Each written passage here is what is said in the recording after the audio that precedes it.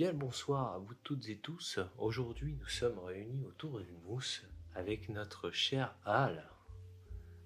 Bonjour, bonjour. Je me tape l'incruste. Mais viens vite t'asseoir, mon cher Al. Aujourd'hui, nous sommes réunis autour d'une mousse. Alors, autant en profiter pour tailler le bout de gras.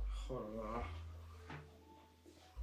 Oh, merci de m'accueillir pour ce super premier épisode. Mais c'est un plaisir de t'accueillir, mon cher Al. Nous sommes tous les deux guidés par une même passion. Passion de mettre des costumes mal foutus et boire des binous. Ah. C'est la pression. Après des emplois du temps assez chargés dans nos environnements respectifs, on aime bien se réunir autour de notre petit rituel. Une bière, les copains, un peu de musique. Voilà, tout ce qu'il faut pour créer une ambiance favorable à l'émulation. Car c'est avant tout ce que nous essayons de créer. Toi, tu as déjà performé par des vidéos précédemment, en plus, sur la thématique de la bière, du voyage, tout ce qui réunit. D'ailleurs, fun fact par rapport à ça, c'est la vidéo sur la bière qui a le mieux marché techniquement sur ma chaîne. Pas au sens où elle a marché, elle a fait des millions de vues et tout, mais dans le sens où c'est elle qui a eu un boost. Tu vois, au début de YouTube, quand tu fais tes premières vidéos, ils te disent en fait, ils vont te mettre dans une case en fonction de ce que tu fais comme vidéo.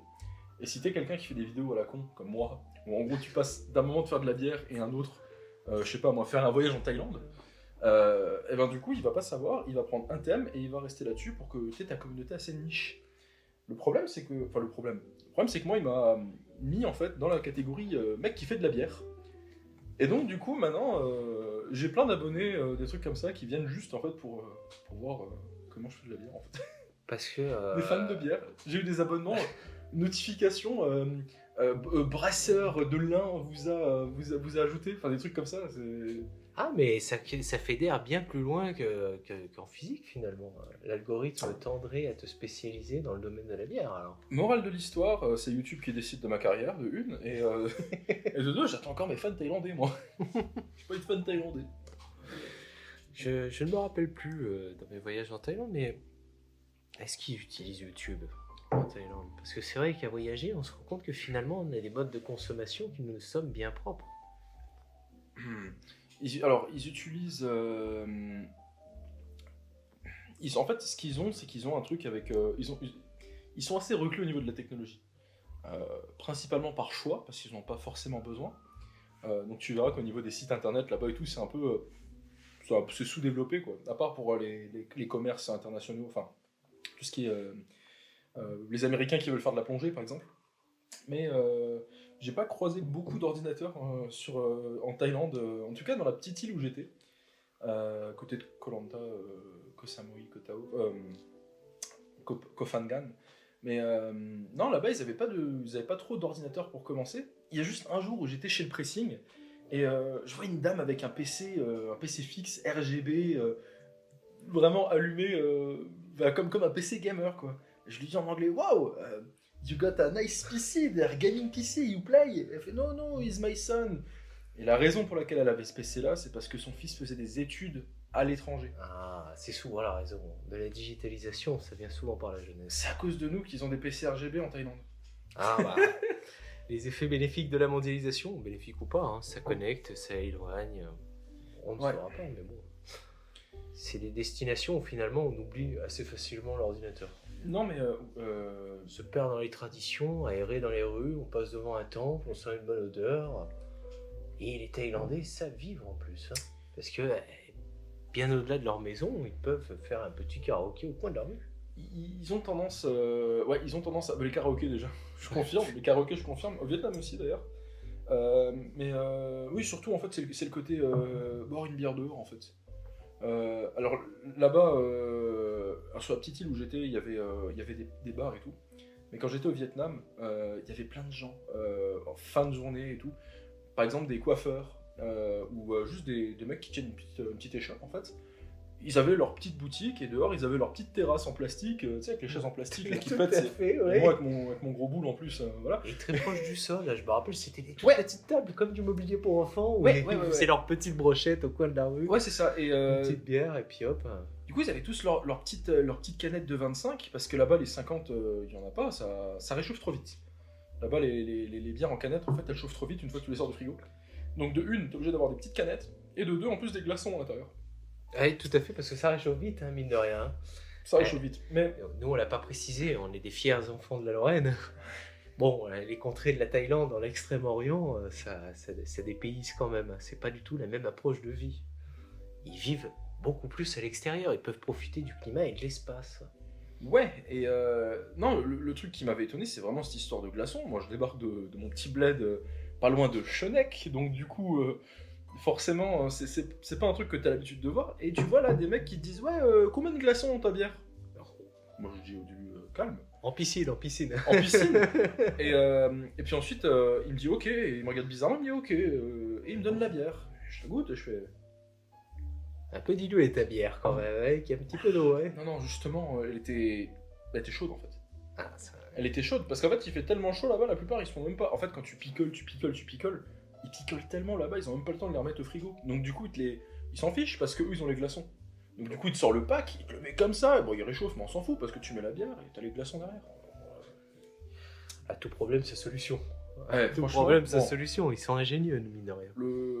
Et puis voilà, la bière diluée à l'eau, au final, tu la termines tellement vite, t'as même pas le temps de. Mais au début, ça fait un peu égérie, mais au final, tu t'y habitues et tu peux pas boire sans, c'est pas bon en fait. Ouais. Et puis peut-être que c'est un peu plus désaltérant, mine de rien. Couper un petit peu l'alcool qu'il y a dans la bière, même si on a finalement peu. Hein. J'ai eu moins de mal de tête, c'est peut-être dû au glaçon. Ah bah, ça doit être les glaçons, hein. Finalement, ils peuvent avoir des effets bénéfiques de temps à autre. Je dois dire, la seule fois où j'ai eu des mal de tête, c'est parce qu'on m'a proposé au Vietnam des bières faites maison. Là, c'est l'aventure.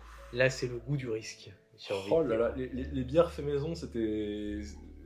C'est une expérience à vivre, Les bières sont hyper fortes, t'as l'impression que c'est une bière à l'éthanol. C'est une bière, vraiment, tu te dis, bon, ils ont mis de la vieille poire dedans, tu vois. 60%, 70% de ta bière, tu fais bon. La bonne poire de papy, on connaît bien, hein, c'est le terroir lorrain. Mais... Oh putain, dans les canettes en alu, en plus, là, tu sais. Ça faisait des mal de tête. Accessoirement, ça peut rendre aveugle, j'ai entendu. On aimait le risque, hein. Faire du scooter de toute manière en Thaïlande sans voir, ça revient finalement au même que si on voyait très très bien. C'est quand même assez complexe, hein, la conduite dans les pays asiatiques. Ouais, je me suis retrouvé kidnappé par un Italien en mobilette, justement, au Vietnam. Alors, je corrige un petit peu ce que j'ai dit, parce que, bon, on peut pas rouler plus mal, enfin, plus difficilement qu'en Asie, mais en revanche, un Italien peut se défendre, mine de rien. Franchement, face à un non, il roulait très bien, surtout avec moi derrière, quoi. Franchement, respect. En Thaïlande, à chaque fois que j'essayais de rentrer sur... Enfin, j'allais un taxi. Sur la petite île où j'étais, il y avait que des taxis, des mobilettes. Et donc, du coup, il n'y avait pas de voiture. Il y avait à la limite des 4x4. Et d'ailleurs, c'est comme ça que j'ai fini tous mes trajets, à l'arrière d'un pick-up d'insurgé. Mais à chaque fois que j'allais dans un taxi, on me dit, oui, bonjour, c'est pour. Je dis, bah, j'aimerais bien aller là-bas ou là-bas. Ah, vous êtes... Vous êtes opaque. Vous êtes que des synonymes comme ça, un peu bizarres. Ouais. Vous êtes fort, dis donc. Vous êtes très fort. À marcher. Et donc, du coup, à chaque fois, je devais payer un extra pour que le mec déboule avec son 4x4. Expérience. Hein. Le tuk-tuk, le fameux tuk-tuk. Il faut savoir que quand même, dans les pays asiatiques, il existe Uber et tout. C'est très convenient pour se déplacer. C'est très agréable. Mais il en revient toujours le même rituel. On pourrait aller en Angleterre, on pourrait aller au Canada, aux États-Unis, on pourrait aller en Thaïlande, au Vietnam, partout. Généralement, après le travail, après une semaine assez différente. Le costume. Ah oui, je t'ai vu, je t'ai réceptionné, tu sortais du travail avec une journée bien chargée, surtout en étant dans l'IT. Enfin, c'est pas simple, mais en tout cas, socialement, d'un point de vue social, on aime toujours se rassembler autour d'une bonne bière. Mais c'est un truc qui se perd. Mais c'est quelque chose qui se perd, effectivement. C'est un truc qui se perd. Alors, c'est pas à cause des hommes en bleu qui sont au bord des routes et qui vous détroussent de temps à autre, mais ça en fait partie. Ouais, c'est vraiment... c'est générationnel, en fait. C'est générationnel. Il y a de moins en moins de jeunes qui boivent, en fait, de l'alcool, enfin, de façon générale. Comme dit, c'est générationnel. Je pense qu'un des points qui fait ça, c'est aussi dû au marketing de certaines marques. Par exemple, tu vois la Liquid Death? Oui, de l'eau. Ouais. De l'eau en canette Eh pour ben- se rendre un petit peu cool finalement, parce que c'est vrai que je sais pas si tu as déjà essayé, mais un dry mount, un mois où tu bois pas du tout, bah t'as pas la même sociabilité qu'à l'habitude. À C'est moi, on différent. boit pas du tout. Ouais. Ouais, j'ai dû avoir essayé ça dans mes premières années. Mais Moi, bien souvent, au mois de janvier, je fais un dry January. depuis mes 12 ans, je crois pas que ça arrive. Et c'est paradoxal, hein. nous sommes français, l'horreur français, bien évidemment, hein. Nous perpétuons les traditions. Mais ouais, on voit une espèce de résurgence, enfin pas une résurgence, mais une apparition de plein de marques qui du coup remplacent l'alcool, du coup, même si c'est de l'eau en fait. Le but d'avoir une canette qui ressemble à une bière en fait, c'est pour que les gens ils aient pas le dilemme en soirée du « Oh mais si, un petit coup !» Tout à fait, on s'est déjà senti comme ça au bar, hein. On arrive à un moment, on n'a pas forcément Surtout ceux envie qui de boivent boire, J'ai une petite pensée pour des amis à moi qui boivent pas du tout. Ah oui. Et à chaque fois, en fait, tu vois, ça me gêne un peu de les inviter au bar, sachant qu'ils boivent. À la limite, ils boivent du coca, à la limite, mais c'est pas. Enfin, tu vois, même. C'est un peu mal vu de prendre de l'eau dans un bar, en fait. C'est assez. Ouais, du plus profond de mes souvenirs que je me rappelle, je ne suis jamais allé au bar et commandé une eau plate. Enfin, c'est pas quelque chose qui m'est arrivé. Peut-être un café, un petit expresso au bord du comptoir, histoire de tailler le bout de gras, le temps d'acheter un paquet de clopes ou une chose comme ça. Tu vois, un paquet de cig. Alors, arrête, on ne doit pas dire le mot, hein, c'est bien évidemment banni. Hein. C'est pas des comportements qu'on tolère et qu'on invite à partager, bien évidemment, mais bon, c'est vrai que se retrouver autour d'une mousse, c'est quelque chose qui a fédéré et bien longtemps dans l'humanité. En vrai, c'est un savoir-faire. Parce que on boit une bière, mais finalement c'est d'une simplicité sans nom. De l'eau, du malt, une céréale, un peu de houblon et une levure. C'est ce qui lui donne l'aspect vivant finalement à notre bière. Après, si c'était aussi simple, franchement, je serais sûrement mort d'alcoolisme. J'en aurais fait trop des bières chez moi. Non, c'est la dimension du temps, si tu le fais toi-même, le problème. Mais Ah oui, parce qu'il faut laisser la nature agir. Donc les levures, finalement, mettent un certain temps quand même à consommer les sucres qui sont dans le liquide. Ouais, et du coup, cette fermentation, moi, je l'aime bien parce que du coup, je travaille avec des levures contrôlées, hein, pas des levures sauvages, parce que c'est un peu le bordel. Je l'ai fait une fois, c'était le bordel. Mais avec des levures contrôlées, comme les sauvages, le côté marrant, c'est de temps en temps de les nourrir. Un peu comme les poissons, tu sais, j'ai des petits palais comme ça, tu peux les nourrir comme ça. C'est pour aider, surtout au début, après tu le fais pas parce qu'il faut pas ouvrir, fermer. Mais au début, pour lancer un peu le truc, tu nourris les poissons et puis après Allez hop, un petit degré en plus. ils Hop. mangent, ils se portent bien, c'est pour les solidifier quoi. Surtout dans des trucs, parce que j'ai essayé, hein, c'est des trucs un peu plus chaotiques, avec des conservateurs ou des machins comme ça, des trucs les levures n'ont pas de chance en fait sans aide. Tu vois, j'ai brassé de la Red Bull par exemple. Hop. Ça doit envoyer un fort pourcentage d'alcool quand même. Parce que plus il y a de sucre finalement, plus on espère avoir un peu d'alcool en plus. Dans notre bière. Ouais, mais les levures ont une limite. Ok. C'est-à-dire que certaines, les levures, par exemple la levure de champagne, je vais y aller de tête, mais je suis pas sûr, on va dire qu'elle peut aller jusqu'à 8 degrés. Elle peut aller jusqu'à 8 degrés, et en dehors de ça, c'est un peu la levure qui se suicide parce qu'il y a trop d'alcool pour qu'elle prolifère en fait. À partir d'un certain seuil, en fait, la levure elle se fait bouffer par l'alcool. Enfin, elle se fait désinfecter en gros, si tu veux, tu vois, donc elle meurt en fait à cause d'elle-même.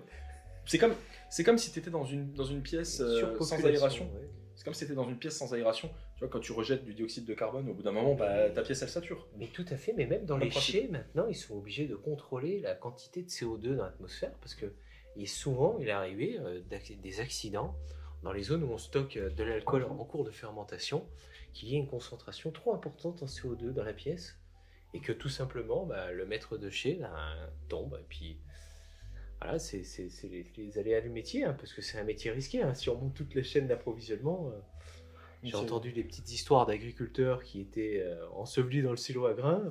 Ah ouais, ça c'est vrai. Mais ça va donner un goût à la bière assez particulier. Peut-être que les bières de Noël finalement sont aux producteurs de grains. Mais bon. Le plus dangereux, je vais te dire, c'est même pas tant la bière, c'est le kéfir. Si t'as déjà fait des kéfirs, tu comprends. Le truc est vraiment dangereux, surtout quand tu décides de l'ouvrir après quelques jours de fermentation, quoi. Ouais. Le machin... J'ai déjà tapé ma cuisine. Ah, mais il arrive que dans les microbrasseries, quand on teste une petite bière, elle mousse énormément. Alors c'est la gestion du taux de sucre, finalement, dans la canette qui serait assez paradoxale. Ouais, c'est ça. En fait... Pour l'information, à partir du moment où il y a une boisson sucrée, par exemple du malt avec du sucre, donc après saccharification, c'est l'étape de transformation du malt en sucre, t'as les levures qui vont manger ce sucre et qui vont le transformer en alcool. À partir de ce moment-là, du coup, t'as une boisson qui est plate, qui n'est plus sucrée, peu sucrée, et qui a de l'alcool. Mais pour la gazifier, t'as deux façons. La méthode SodaStream, un peu la brutale, c'est ce qu'ils font les grandes chaînes. Ou la méthode, en fait, la méthode sous pression. Donc là, soit en fait on est industriel et on a des kegs, c'est les tonneaux, les petits tonneaux sous pression. Tout à fait. Avec le CO2, la méthode SodaStream encore une fois. Soit on y va avec le sucre, la méthode naturelle, et c'est comme ça que le kéfir fait.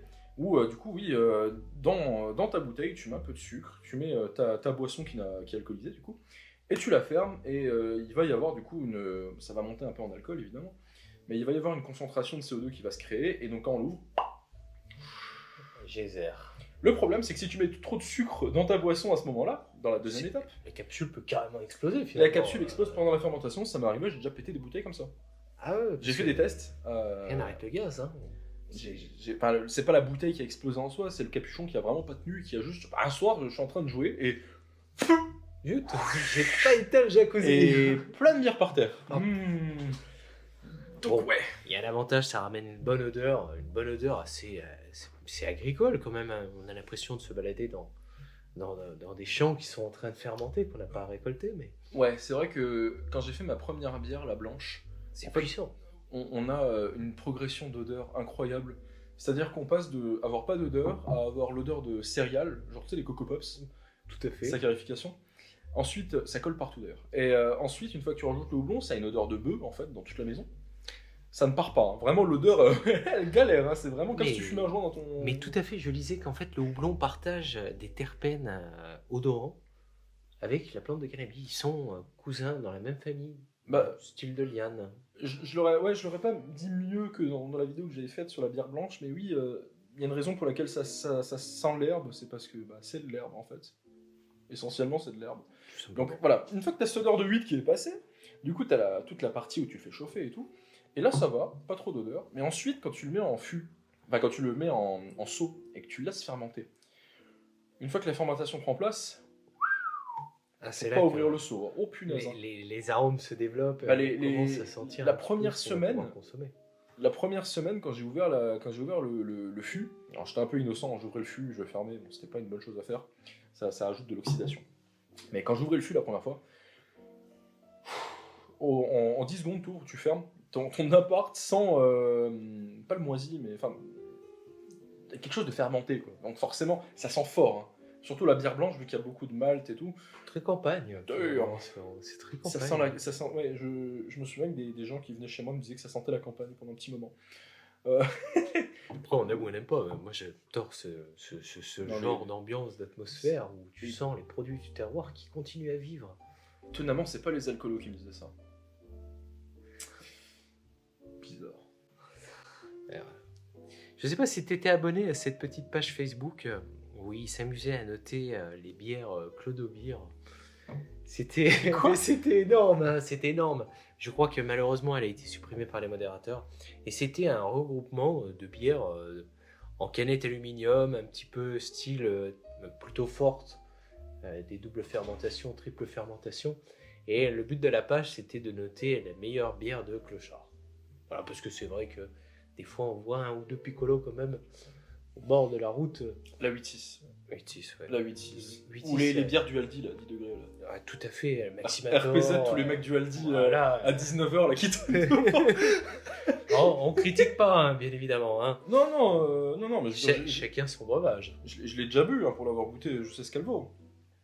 Je sais qu'elle réchauffe en temps d'hiver. Tout à fait. Mais c'est quand même relativement des bières sucrées. Ouais. Je trouve qu'il y a beaucoup trop de sucrosité au palais. C'est parce que ça s'est adapté pour nos palais à nous, en fait. Ouais. Elles n'étaient pas comme ça à l'époque, et c'est ce que j'essaie de montrer avec la bière de Noël. Parce qu'à l'époque, elle n'était pas comme ça du tout, parce qu'on n'avait pas besoin qu'elle soit comme ça. Elle n'était pas... bon, à l'époque, c'était religieux, il n'y avait pas la dimension du « c'est pas très bon ». Ouais. Tu grandis avec, tu acquéris le goût, encore une fois, le thème. Ouais, non, ça c'est un truc qui est apparu beaucoup plus tard.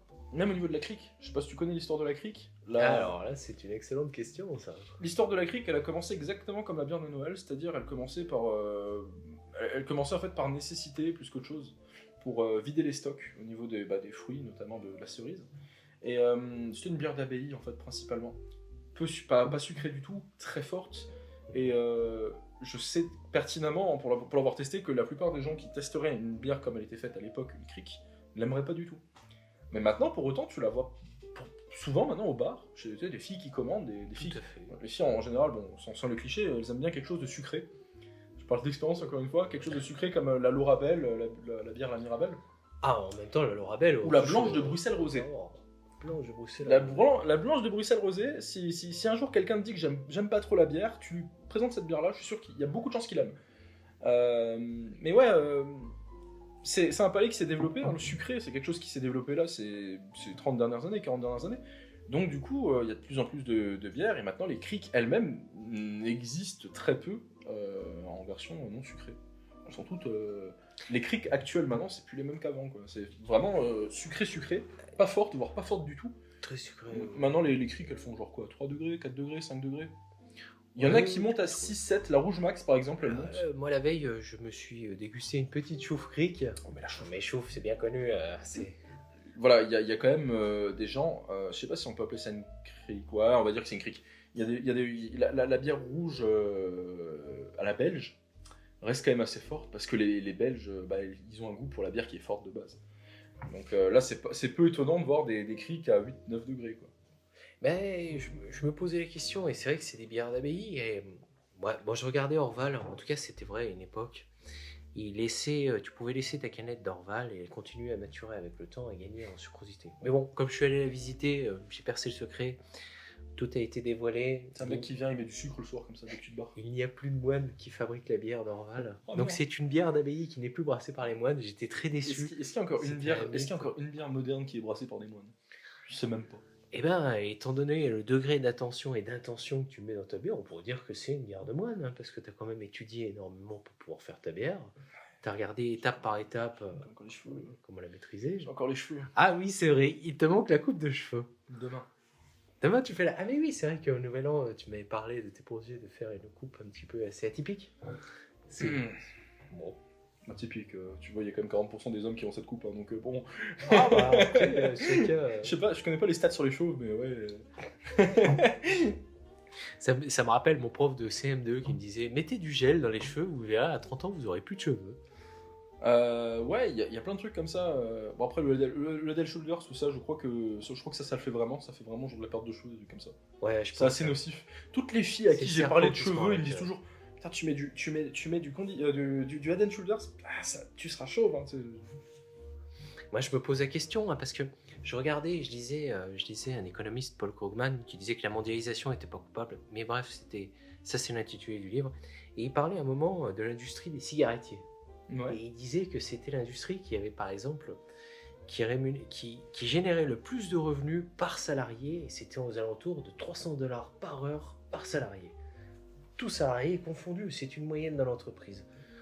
Ces mecs-là, à un moment, quand ils ont fait un fric fou, ils ont commencé à investir dans d'autres entreprises pour diversifier, parce que je pense qu'ils étaient conscients, quand ils ont lancé leur truc, et qu'ils ont perpétué leur connerie en payant des scientifiques pour faire des contre-études, que les cigarettes allaient normalement s'éteindre à un moment donné. Bon, là, c'est pour le décor, hein, on trouvait que ça faisait classe, c'est des cigarettes aux herbes, comme les cigarettes de cinéma. De toute façon, on les voit pas là.